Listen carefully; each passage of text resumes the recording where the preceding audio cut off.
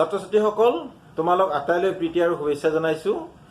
আজি তোমালোকৰ অনুশীলনী 3.2 অংককেইটা লৈছো। প্ৰথমতে মই 2 নম্বৰ অংকটো লৈছো। এই অংকটোত আছে এটা সামান্তৰিকৰ দুটা সন্নিহিত কোণৰ যোগ 4:5 হলে সামান্তৰিকটোৰ কোণৰ যোগ উলিওৱা।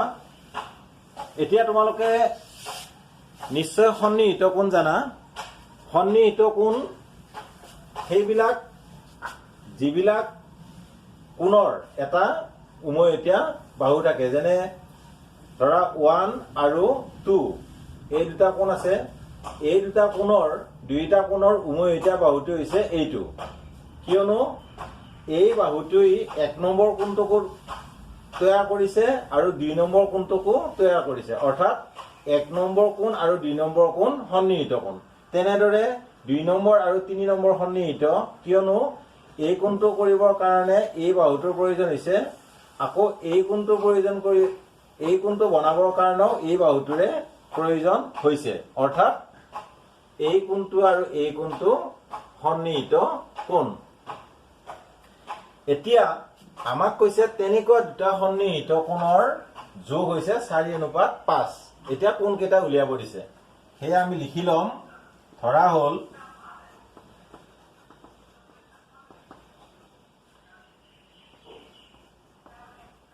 সামান্তৰিকটোৰ কোণ দুটা ক্ৰমে 4x আৰু 5x। এতিয়া তোমালোকে মনত ৰাখি থবা, সামান্তৰিকৰ এই যে সন্নিহিত কোণ বা ক্ৰমিক কোণ বুলি কয়, এই কোণ দুটাৰ যোগফল সদায় 180 হয়। এইটো কোণ যোগ কৰিলে 180 হ'ব, এইটো যোগ কৰিলে 180 হ'ব, এইটো যোগ কৰিলে 180 হ'ব, এইটো যোগ কৰিলেও 180 হ'ব। গতিকে আমি লিখিব পাৰো প্ৰশ্নমতে 4x plus 5x is equal to 180 degree, কিয়নো ইহঁত দুটাক কোৱা আছিল যে সন্নিহিত। যদি ইহঁত দুটা সন্নিহিত, যোগ কৰিলে নিশ্চয় 180 হ'ব। বা 9x is equal to 180 degree, বা x is equal to 180 degree হৰণ 9, বা x is equal to 9 দুগুণ 18 20 ডিগ্ৰী। আমি পালো x ৰ মান 20 ডিগ্ৰী। এতিয়া এই কোণ দুটা উলিয়াম। এটাকে কোণ দুটা বুলি লিখিম। এটাকে কোণ দুটা কি হ'ব? এটা হ'ব 4 × 20, 4 × 20 is equal to 80 ডিগ্ৰী, আৰু এটা হ'ল 5 × 20 is equal to 100 ডিগ্ৰী। চোৱাচোন তোমালোকে, 100 আৰু 80 দুইটা লগ কৰিলে আকৌ 180 হৈছে। নিশ্চয় আমাৰ অংকটো হৈছে, নহয়নে বাৰু? এতিয়া বাকীকেইটা কোনো উলিয়াব পাৰিবা। ধৰি ললো আমি এইটোকে ধৰি লৈছো আমি 80, আৰু এইটো ধৰি ললো 100। তেতিয়াহ'লে তোমালোকে এই কোণ দুটা উলিয়াব কেনেকে পাৰিবা? সামান্তৰিকৰ সদায় মুখামুখি কোণবিলাক সমান। এই কোণটো আৰু এই কোণটো সমান হ'ব, গতিকে এইটো 80 হ'ব। আকৌ এইটো যদি 100, এইটোও 100 হ'ব। গতিকে আমি কোণ কেতিয়া উলিয়াব পাৰিম? ইয়াতে লিখিম, যিহেতু সামান্তৰিকৰ মুখামুখি কোণ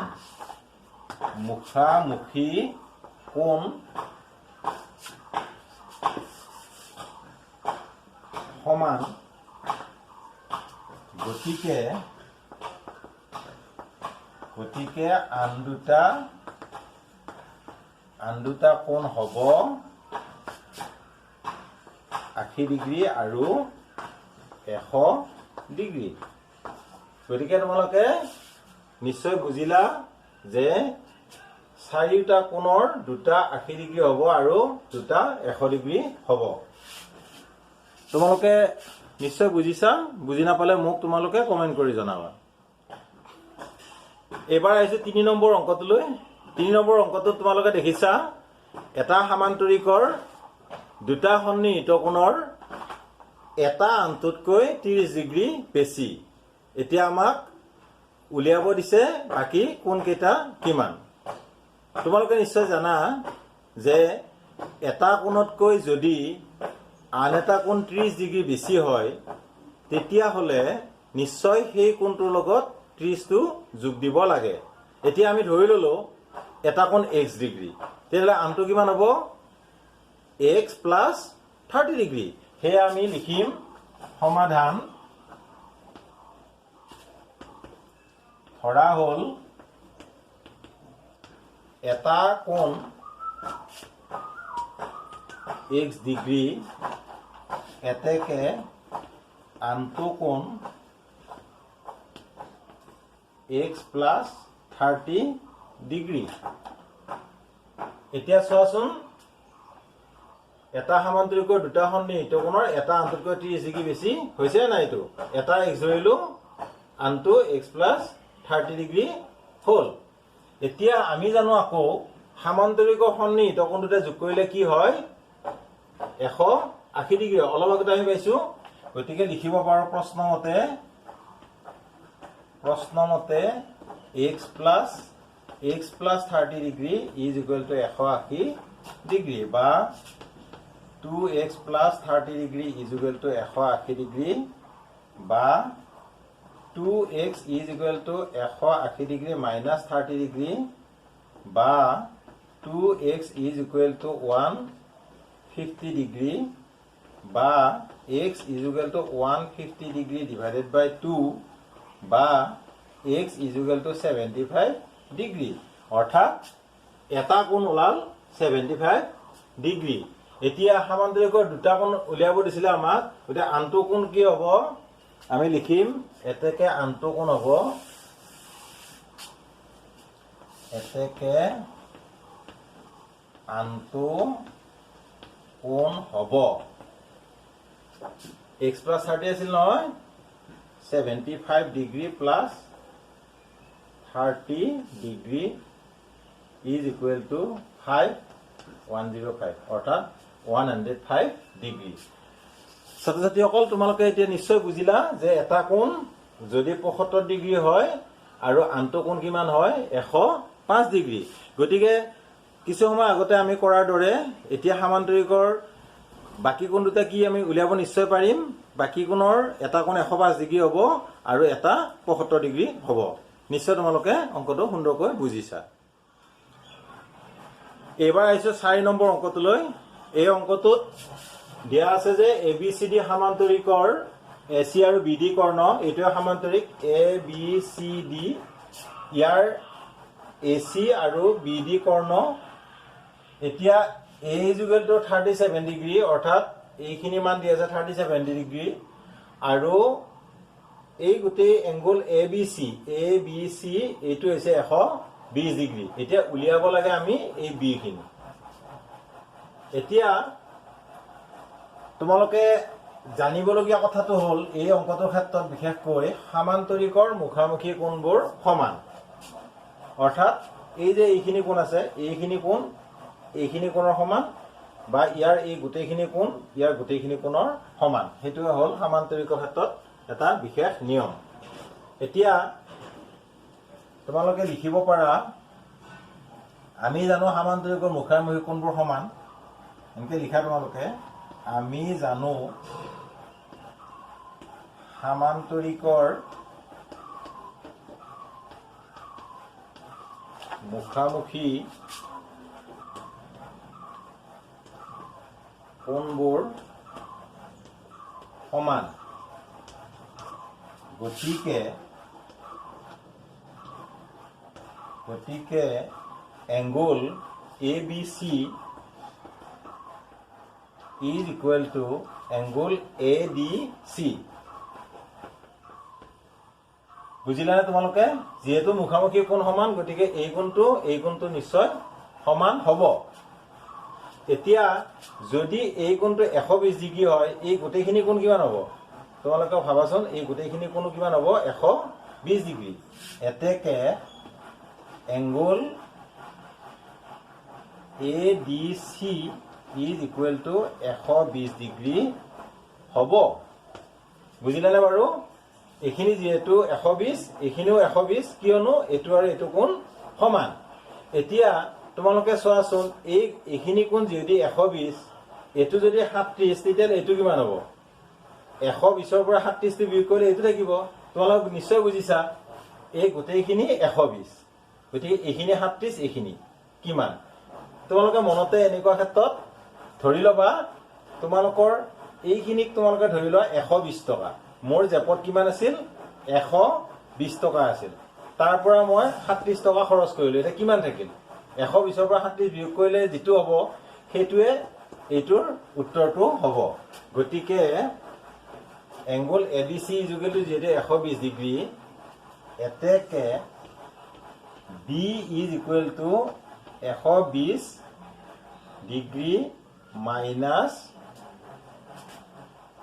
37 ডিগ্ৰী ইজ ইকুৱেল টু কিমান হ'ব এতিয়া 10ৰ পৰা 7 গ'লে থাকিল 3 11ৰ পৰা 3 গ'লে 8 3 11 আৰু এইটো শূন্য হ'ব 83 ডিগ্ৰী অৰ্থাৎ বিৰ মান হৈছে 83 ডিগ্ৰী ছাত্ৰ ছাত্ৰীসকল একেবাৰে সহজ অংক তোমালোকে নিশ্চয় সুন্দৰকৈ বুজিছা ছাত্ৰ ছাত্ৰীসকল আমি আজিৰ পাঠৰ একেবাৰে অন্তিম অংকটোলৈ আহিছো ইয়াত আছে ABCD আয়তৰ AC কৰ্ণৰ দৈৰ্ঘ্য 6x - 2 আৰু BD কৰ্ণৰ দৈৰ্ঘ্য 4x + 2 হলে x ৰ মান আৰু AC দৈৰ্ঘ্য নিৰ্ণয় কৰা অৰ্থাৎ এটা আয়তৰ দুডাল কৰ্ণ দিয়া আছে সেই কৰ্ণ দুডাল আমাক x ধৰাই আছে সেই x ৰ মানটো উলিয়াব লাগে আৰু সেই x ৰ মানটো উলিওৱাৰ পিছত আমাৰ কৰ্ণডালৰ দৈৰ্ঘ্যটো উলিয়াব লাগে এতিয়া তোমালোকে চোৱা এটো যে আয়ত এই আয়তৰ বিশেষ এটা নিয়ম কি ইয়াৰ যিডাল কৰ্ণ আছে এই কৰ্ণ দুডাল সদায় সমান হয় তোমালোকে হেতু জানা আয়তৰ কোণবিলাক 90 ডিগ্ৰী এইটো কোণ 90 ডিগ্ৰী এই কোণটো 90 ডিগ্ৰী হেতু এটা ইয়াৰ বিশেষত্ব আৰু কৰ্ণবিলাক সদায় সমান গতিকে এই কৰ্ণডাল আৰু এই কৰ্ণডাল সমান হ'বই লাগিব কাৰণ ই এটা আয়ত এতিয়া আমি সেই তথ্যৰ পৰা আমি কি কৰিম x টো উলিয়াম অৰ্থাৎ আমি 6x - 2 আৰু 4x + 2 সমান বুলি আমি লিখিম ইয়াত লিখিম সমাধান প্ৰশ্নমতে 6x - 2 is equal to 4x + 2 বা 6x - 4x is equal to 2 + 2 দুটি ইফালে গ'ল বা 2x is equal to 4 বা x is equal to 4/2 বা x is equal to 2 এতিয়া যেহেতু x ৰ মান 2 পালো প্ৰথম যেটো আমাক প্ৰশ্ন আছিল উত্তৰ কৰিবলৈ দিছিল x ৰ মান নিৰ্ণয় কৰা এটো ওলাই গ'ল x is equal to 2 এতিয়া AC দৈৰ্ঘ্য উলিয়াব দিছে আমি AC দৈৰ্ঘ্য উলিয়াম এতেকে AC ৰ দৈৰ্ঘ্য হ'ব কিমান যেহেতু AC মানে আছিল 6x - 2 গতিকে 6 * 2 - 2 is equal to 12 - 2 is equal to 10 AC দৈৰ্ঘ্য ওলাল দুইটা প্ৰশ্নয়ে আমাৰ উত্তৰ ওলাল x ৰ মান উলিয়াব দিছিলে 2 উলিয়ালো আৰু AC দৈৰ্ঘ্য উলিয়াব দিছিলে 10 উলিয়ালো ছাত্ৰ ছাত্ৰীসকল তোমালোকক মই সুধো যদি AC দৈৰ্ঘ্য 10 হয় তোমালোক কোৱাচোন BD দৈৰ্ঘ্য কিমান হ'ব পাৰিছা নিশ্চয় কি হ'ব 10 সুন্দৰ তোমালোক আটাইয়ে ইমান সময়ে আজি অনুশীলনী 3.2 ৰ অংককেইটা সুন্দৰভাৱে বুজি পাইছা বুলি মই আশা কৰিলো তোমালোকে মোৰ চেনেল নিশ্চয় চাই থাকিবা ভাল পালে লাইক কৰিবা কমেন্ট কৰিবা আৰু বন্ধুসকলৰ লগত শ্বেয়াৰ কৰিবা তোমালোক আটাইলৈ ধন্যবাদ জ্ঞাপন কৰি আজি পাঠৰ ইমানতে মই সামৰণি মাৰিছো ধন্যবাদ